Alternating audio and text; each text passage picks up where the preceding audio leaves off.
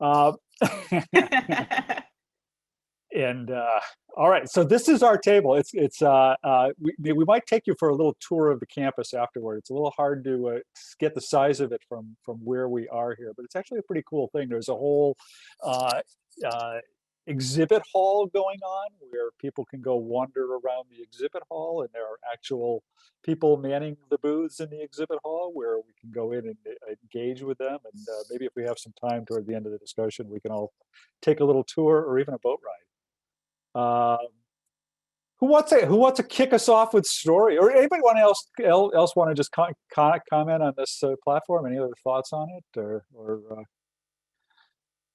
Nikki? I know you've been a big fan of this. What do you think of it? Well, I'm just super excited because you're not in a Zoom zombie land. It's interactive. I'm actually a little bit tired the way I get at conferences, because you do feel like you're actually somewhere talking to people rather than staring at a screen. So it's a different kind of fatigue.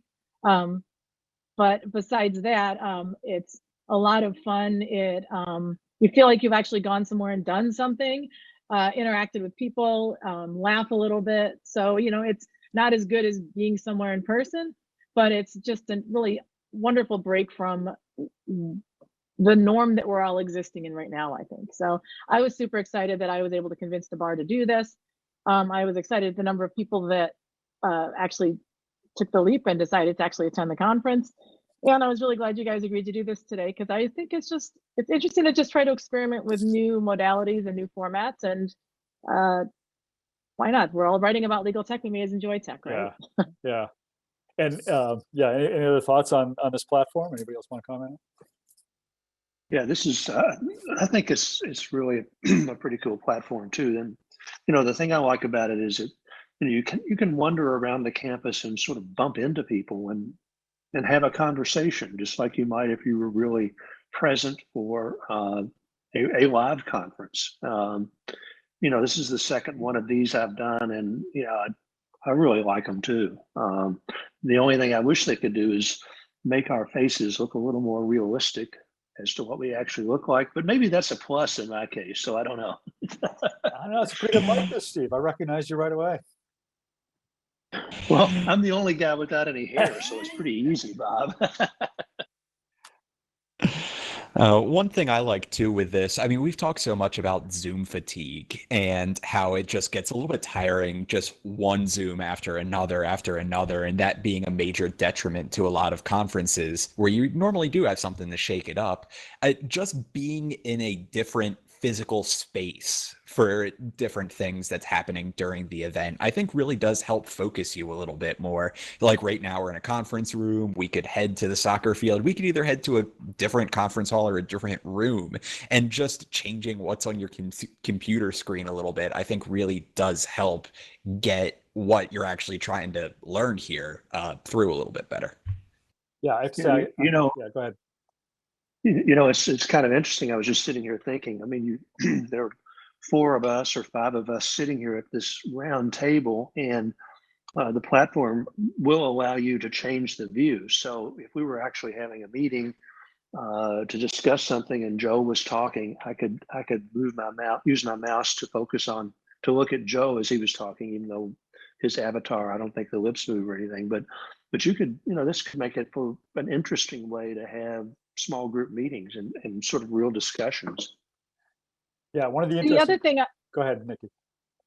The other thing I just wanted to mention was when I've sat in the main auditorium and listened to people speak. Yesterday, Heidi Alexander spoke and Jared Correa.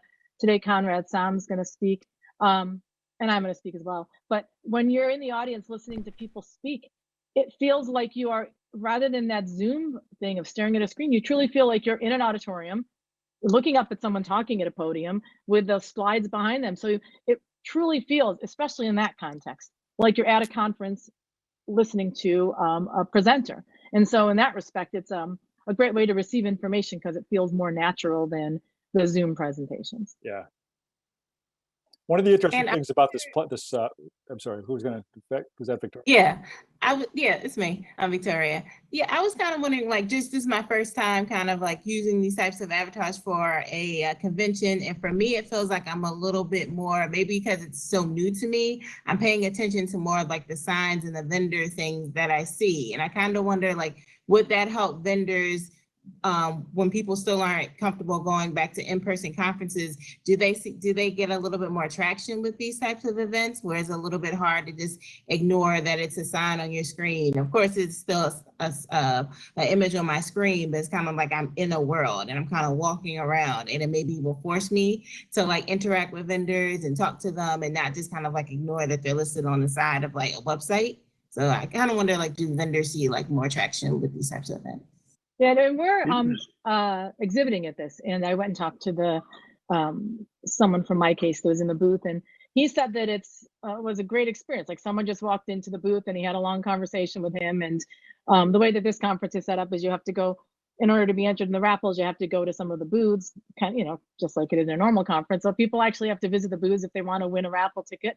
And when they walk into the booths, there's usually a person manning the booth, and they have natural conversations. And so from a vendor's perspective, it is more engaging, and it is a better, it's, in some ways it might be better than in person, because it's you don't feel quite as intrusive when you walk into the booth, or they don't feel like they're dragging you in. Everyone's just, there is a bit of a wall when you're an avatar. Do you know what I mean? You're not looking at someone in the eyes. So sometimes it's easier to have conversations and not feel like you're sucked into a conversation you don't want to be in, if that makes sense. Yeah.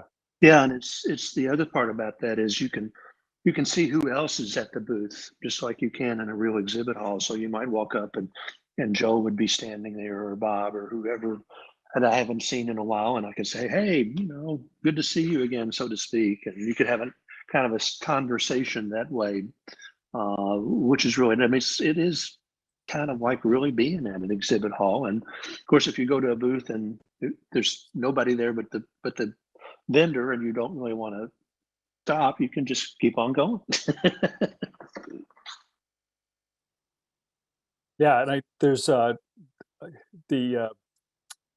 chat going on here, and unfortunately the panelists can't see the chat this week because they are not in the Zoom webinar. But Kaylee Walstead just made the point in the chat here that, yeah, the vendors do get more attention. People are not trying to avoid eye contact, and it levels the playing field, and people are just happy to interact with one another virtually. I think that's really true. One of the other, I mean, one of the fascinating things about this whole experience is that, again, it's a little hard to see as we're kind of sitting here at the table because we're all in these sort of rigid positions. But as you move around the campus and you see people having you can see a group of people up ahead of you, and as you walk up closer to them, their voices get louder and louder, as if you're actually walking up toward them. And then once you get to them, you can engage in conversation with them, and you know, they see that you've arrived, and you can walk away. I mean, this may be typical stuff for people who are used to using like Second Life or something, but I don't use Second Life. I haven't really experienced that much of it. So I think for a conference, it just it's more engaging somehow than a lot of the other kinds of things we've gone through.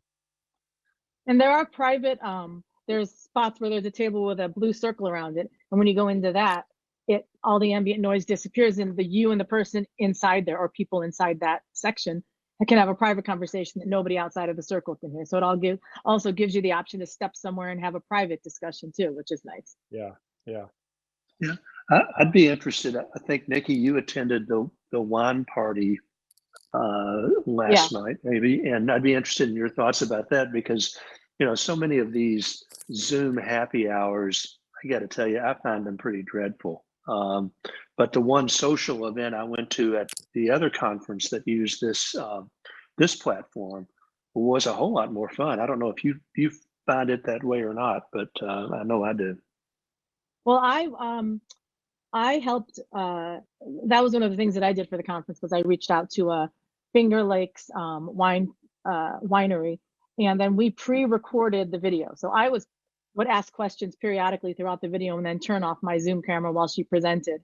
And so once we had that video recorded, we gave it to the bar, and they uploaded it to YouTube. And then what happened was they played the video, and people ordered wine ahead of time, so they had their wines with them in their kitchens, and everyone went and stood on the beach, and then we played the video, and you did the wine tasting in your kitchen while the video played. The only downfall with the format here is if you accidentally walk outside of the beach area, there's a big blue line around it, and you walk back in, the video starts over. And I kept losing control of my avatar, and I accidentally walked up on the stage at one point. I was having issues yesterday.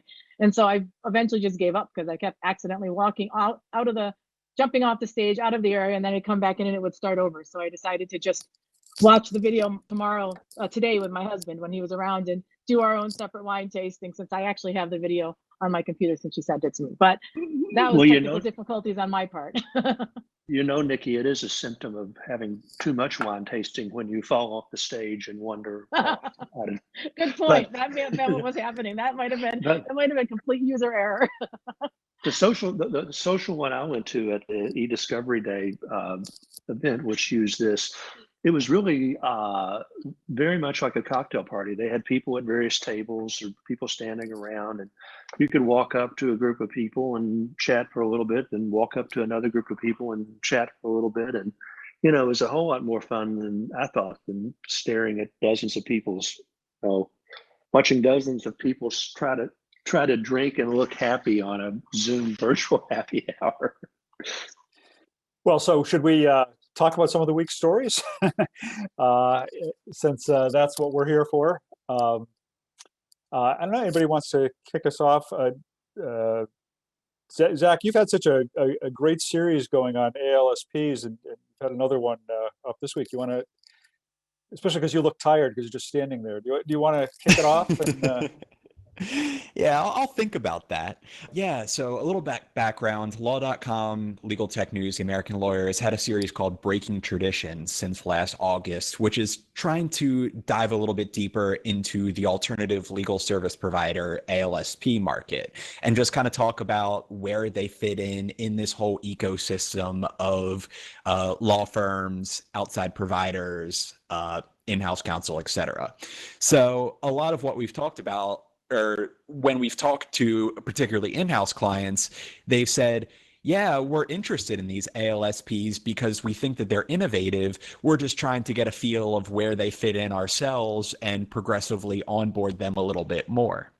One story that I thought was interesting, though, that Frank Reddy did this week is kind of got the law firm perspective pushing back on that a little bit and saying, well, it's kind of a perception problem here because everybody views all of these ALSPs and everything they're doing with technology as inherently more innovative than law firms. But when you do that, you're kind of discounting a lot of the innovation that law firms are trying to do themselves. Of course, there's consultancies, and a lot of law firms have their own ALSPs, but even internally within the law firm themselves, a lot of them are arguing the billable hour model and what our normal lawyers are doing isn't incompatible with innovation. It's just you have to look at innovation on its own and say, okay, we're trying something in a different way here to service you better. That's the ultimate question. Are we servicing you better? Not necessarily, are we using all of this latest and greatest technology? So I just thought the question of that perception, can law firms be as innovative or even more innovative than ALSPs, and are corporate clients in particular really taking that into account, to be interesting, because I think it's going to be a topic of conversation as these ALSPs continue to grow that I think we're going to keep having here in the future. Yeah, I've read that article too, and that Frank wrote, and in fact I almost tagged it for what I would mention this, but there was a great quote in there from a lawyer that said, we're always battling this preconceived idea that lawyers are there for pure legal advice. Like, I thought that's what we did. But I understand. I understand the point that I think that what person was trying to make is we have these other services that we can provide that aren't necessarily provided by lawyers. But it kind of brings into the question is, how cost effective and efficient can law firms be providing that kind of alternative legal service provider type of work? But anyway, yes, it's a very interesting series, and I thought that was a pretty cool article Frank did. Well, you certainly have to be a firm of a particular size before you even are going to have the financial means to kind of create your own captive ALSP.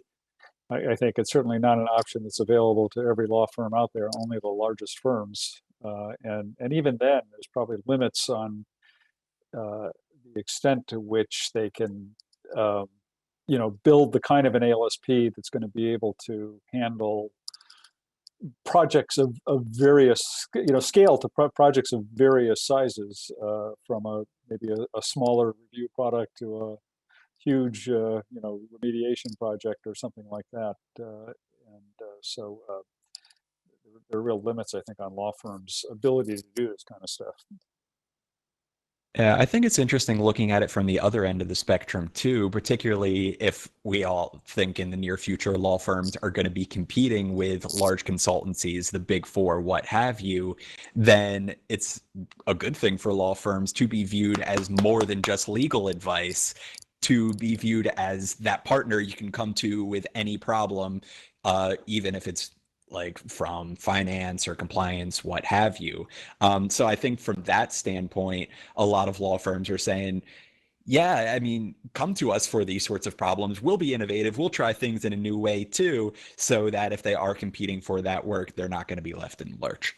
Yeah. Of course, part of the problem with law firms as opposed to accounting firms, though, is that the people providing that kind of non-legal services, at least historically, have never been able to be partners in the equity partners, or even, I guess they can be non-equity partners because they're not really partners, but they haven't been able to do that. So the attraction to talent ability is a little different than, say, accounting firms, where those kinds of people providing those kinds of services can indeed be a partner in the firm and can indeed have a virtually unlimited financial ceiling.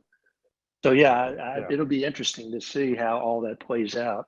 The other problem with the law firms is their overhead has historically not enabled them to do a lot of that kind of stuff at the kind of price to be competitive with the alternative legal service providers. Although now that so many lawyers are working remote and firms are cutting real estate, that could be not so much a barrier anymore.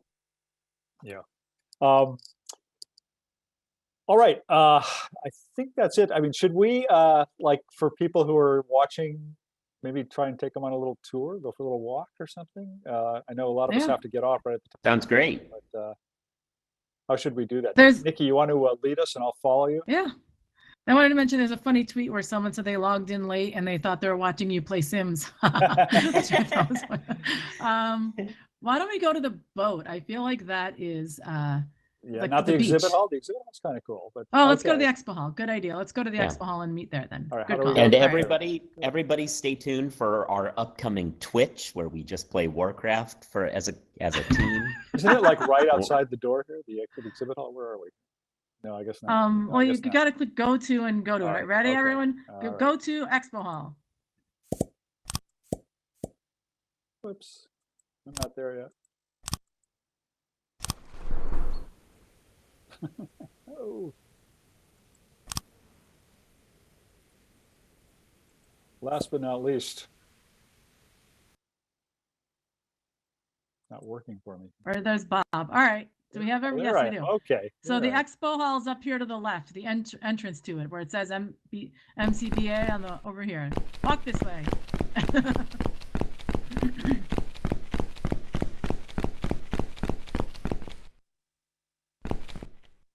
The MyCase booth is over here. I think we should go to the MyCase booth. Let's see.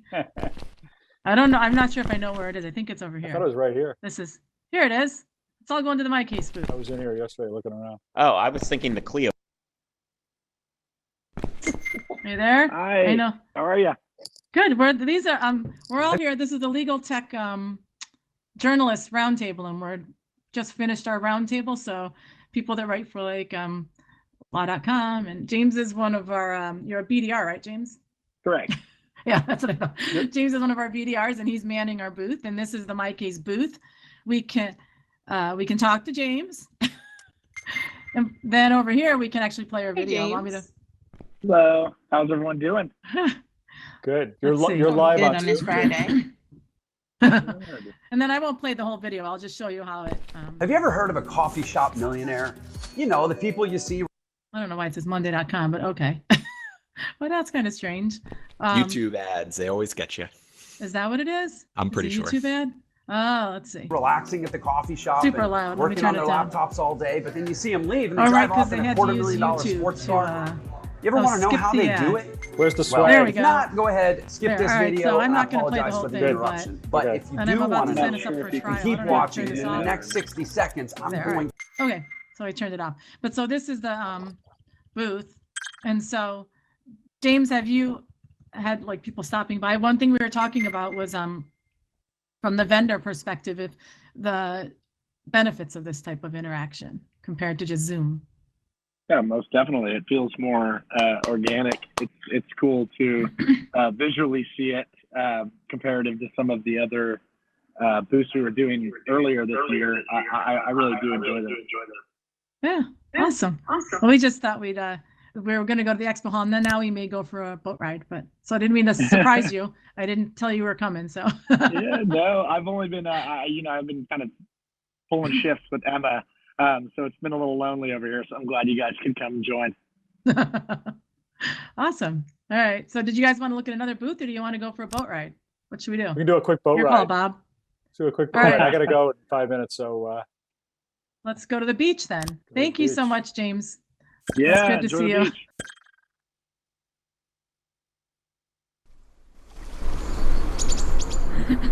All right. Where's the I don't know if we boat? can all fit in the boat.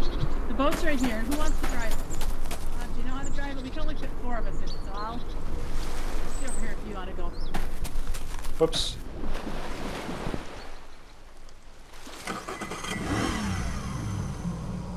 Who's coming? Somebody get on that boat with them.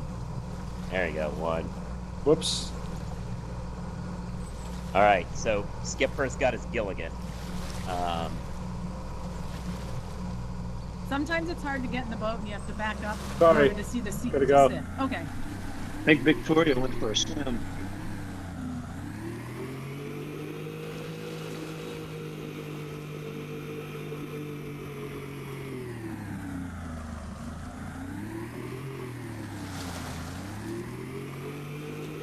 Whoops. There we are. Oh, wreck. And then I'm going to go get the beach ball. I'll be back in a minute. I'm going to kick it over here. All right. I'm was our boat absolutely going to try to climb that lighthouse Oh, right yeah. now. Do that. All right. We actually had a couple of questions here. Do we have any questions? Okay. All right. James, I'll check on the link that Molly has. We'll put that out in the email after the show. All right. Not sure. I think we need to wrap up here. Okay, why don't we all go to the entrance and say goodbye? Go to we the lost Joe. Joe's going up the lighthouse. Should we just go to the welcome area and say goodbye? All right, that sounds good. So I'll go to the welcome area. Okay. Circle and in one place. Whoops. All right.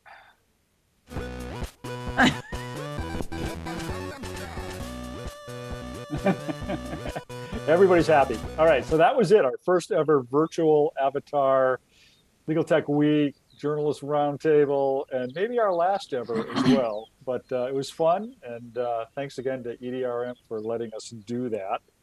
And I hope everybody got a chance to see a little bit of what this is like. And it's kind of fun, but somebody's asking whether the motion seems kind of choppy. Somebody in the comments.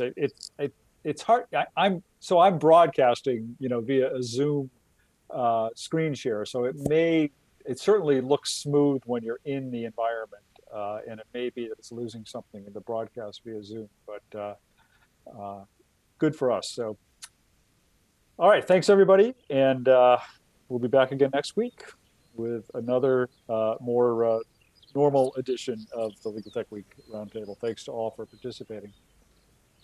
Have a nice Friday, everybody. Thanks for humoring me, you guys. Have a great weekend. I'll see you Bye, later. everyone. Yeah. All right. That lighthouse worked. Bye, everybody.